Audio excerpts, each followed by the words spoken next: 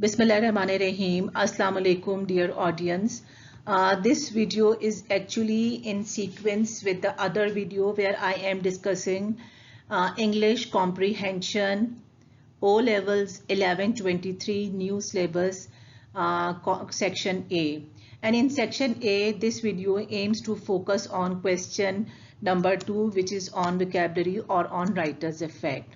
Now, in order to understand writer's effect, why is connotation important and what is connotation and how to know the connotation of a word, this will be explained in this video with detail and with examples. So watch this video till the end so that you can understand that what is the importance of connotation for cracking the words on vocabulary and for a better understanding.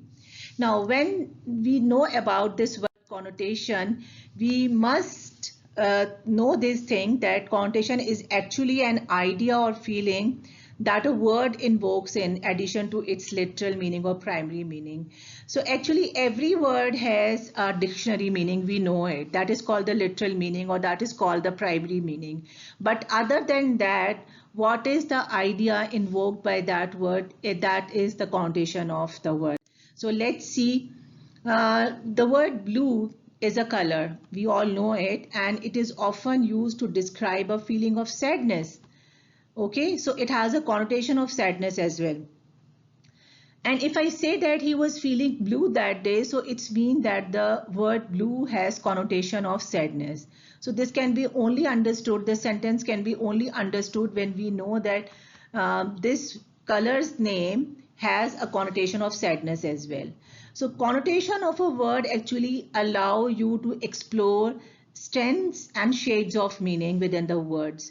Okay, you can explore different shades of meaning in that. So it will take a reader beyond a literal interpretation. Exploring connotation is actually another way of engaging with the writer's language at word and phrasal level. So you deeply understand the writer's language use, and this is what we have to do in our question number 2, which is based on writer's use of language.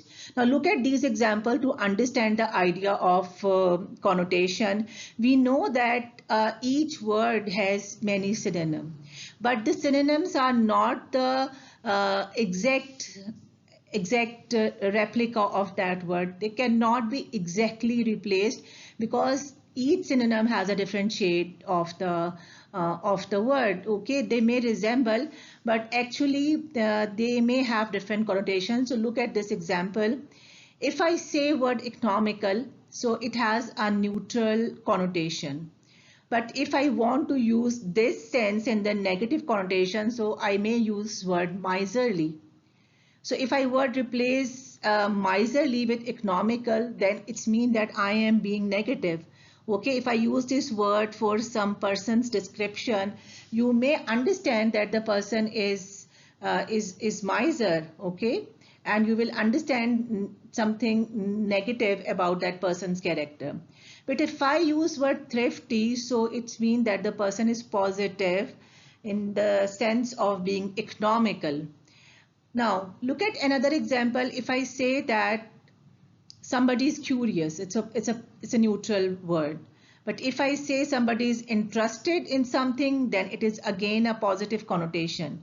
But if I use word nosy, then it will be, you know, that somebody is pestering about something.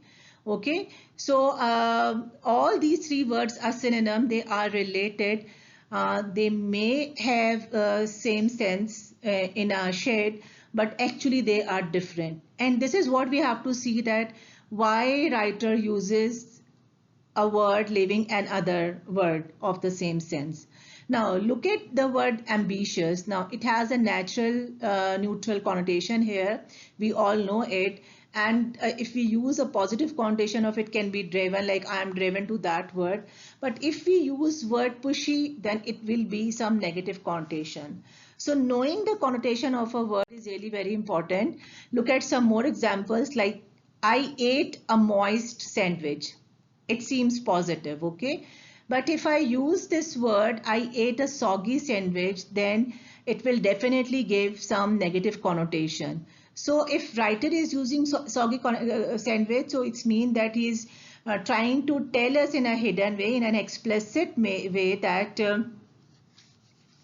that the sandwich is not fresh.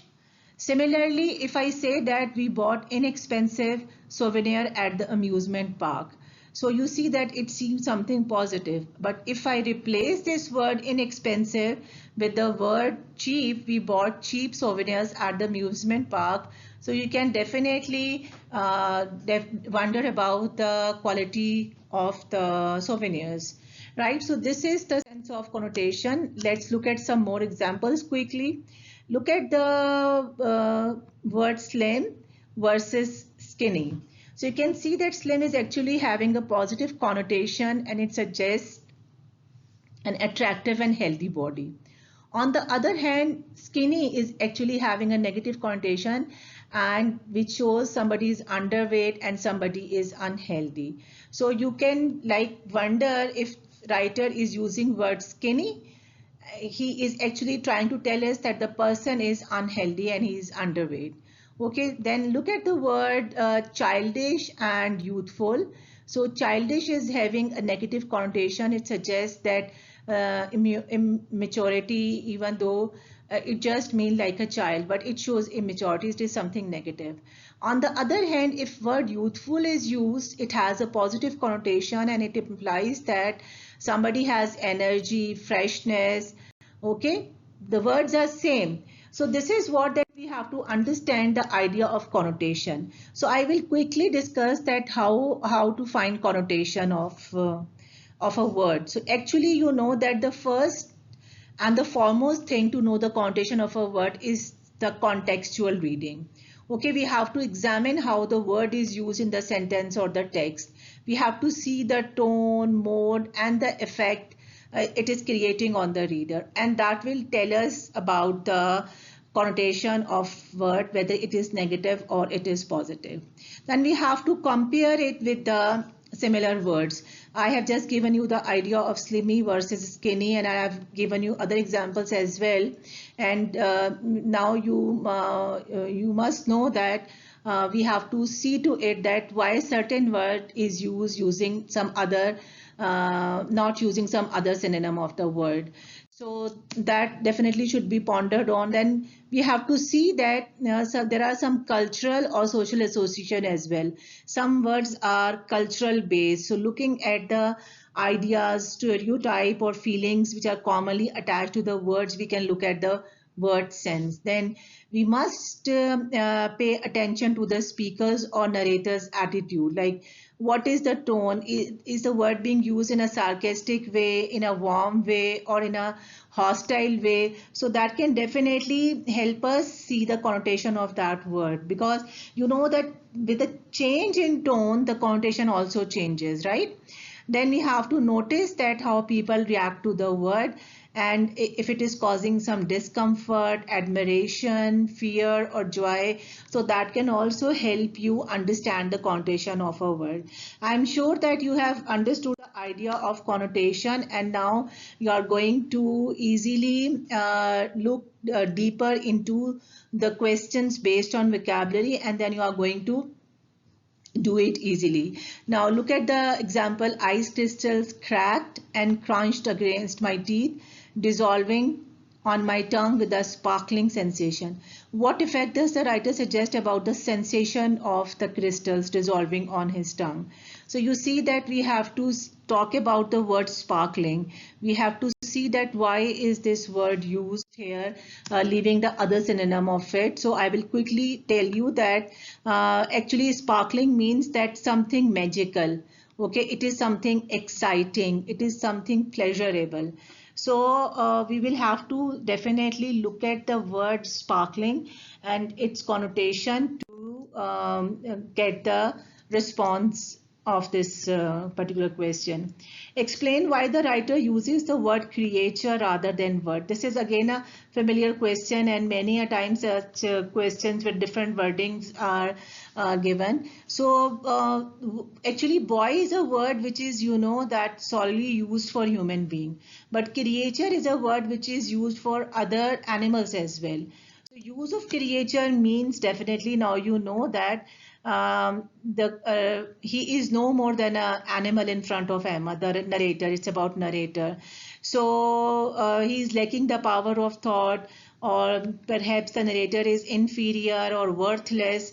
So you see that just by replacing a word, the sense gets deeper and something else than we are understanding. I hope that this video has been a great help to you. I will be really wishing for your good comments, and definitely I want that if you like my video, you subscribe my channel, and you also suggest me for making videos on different topics. Thank you very much. Stay blessed, and Allah Hafiz.